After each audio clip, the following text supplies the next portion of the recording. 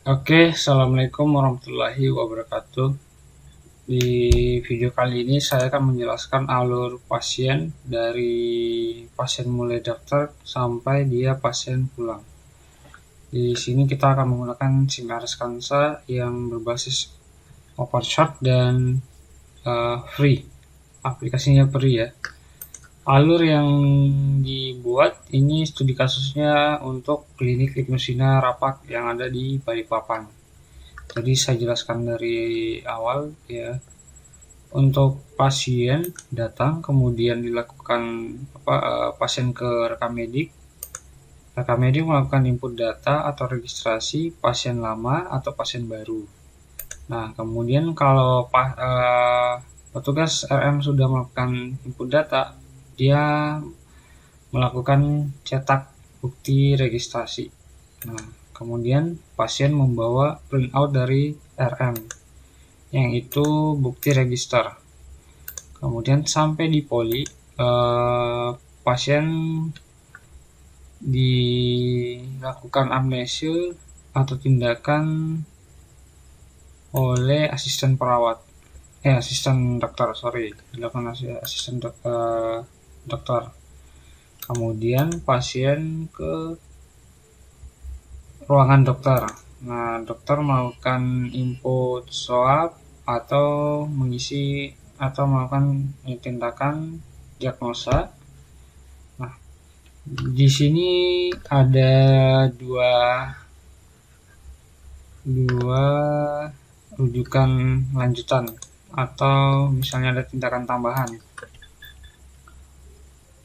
Ketika pasiennya perlu tindakan pemeriksaan lab, berarti dia dirujuk ke laboratorium. Nah, ini di sini di bawah. Jadi pasien itu membawa bukti atau voucher dari poli, kemudian laboratorium melakukan input pemeriksaan lab dan melakukan sampling, kemudian cetak hasilnya. Nah, hasil lab dibawa lagi ke poli. Jadi pasien kembali ke poli dokter tujuan. Itu seperti itu untuk tindakan laboratoriumnya. Jadi laboratorium melakukan input pemeriksaan, melakukan sampling, kemudian cetak hasil, kemudian diberikan oleh pasien ke poli, kembali ke poli. Nah, di poli pasien diberikan lagi, misalnya ada obat-obatan nih, dikasih obat. Jadi dokter meresepkan obat yang diberikan ke pasien.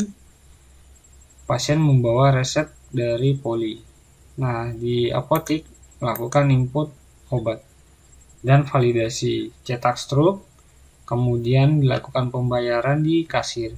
Pasien ke kasir, kemudian kasir melunasi menggunakan billing parsial atau total. Nah, di sini ada perbedaan billing parsial dan billing total. Billing parsial artinya digunakan ketika pasien umum selain BPJS ya, ini pasien tunai umum itu dilakukan billing parsial jika tindakan yang dilakukan harus dilakukan pembayaran terlebih dahulu.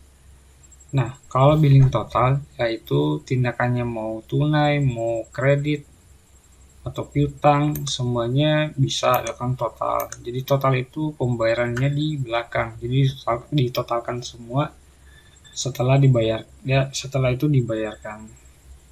Nah, kalau sudah ambil obat ke pasien kan sudah pasien sudah melunasi obatnya, kemudian kembali ke apotek. Gitu. Habis itu pasien pulang. Nah, tadi kan kita ada tindakan pemeriksaan laboratorium. Nah, di sini kan saya lupa tadi jelaskan. Jadi poli itu pasien membawa voucher lab, kemudian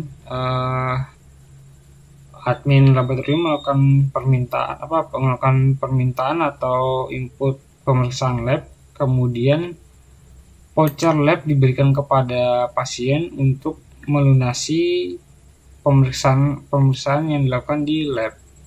Nah, di kasir pasien membayar item lab yang sudah diinput di lab. Jadi di sini kita menggunakan billing parsial karena kan dilakukan tindakan dulu, dilakukan pelunasan dulu, kemudian dilakukan pemeriksaan di laboratorium. Nah, jadi ketika pasien sudah melunasi tindakan di kasir, itu pasien ke lab lagi, kemudian dilakukan sampling. Nah, setelah sampling dilakukan, ambil hasil keluar, cetak hasil laboratorium, kemudian pasien ke poli lagi, gitu, seperti itu. Nah, di sini sama UGD, di registrasi juga sama dengan rekam medik, kemudian membawa bukti atau voucher lab, kemudian misalnya dia ada tindakan ke laboratorium atau radiologi, sama membawa voucher dari adminnya, kemudian pasien ke kasir dulu, dilunasin pakai billing parsial, setelah itu kembali lagi ke laboratorium untuk dilakukan sampling. Kemudian hasil keluar, kembali ke UGD, gitu, seperti itu. Oke, cukup di sini aja untuk alur sementara. Kita lanjut part selanjutnya.